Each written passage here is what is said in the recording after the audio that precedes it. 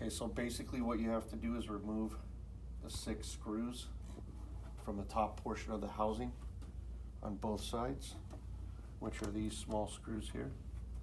You're just going to use a Phillips head screwdriver to remove those.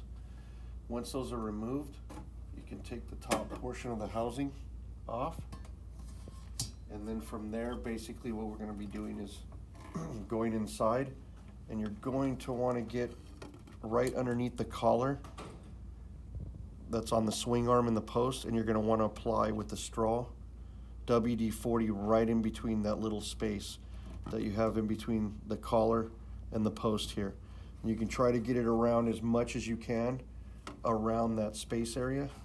Once you've got the WD-40 applied in there, you can kind of try to work the arm back and forth to work the WD-40.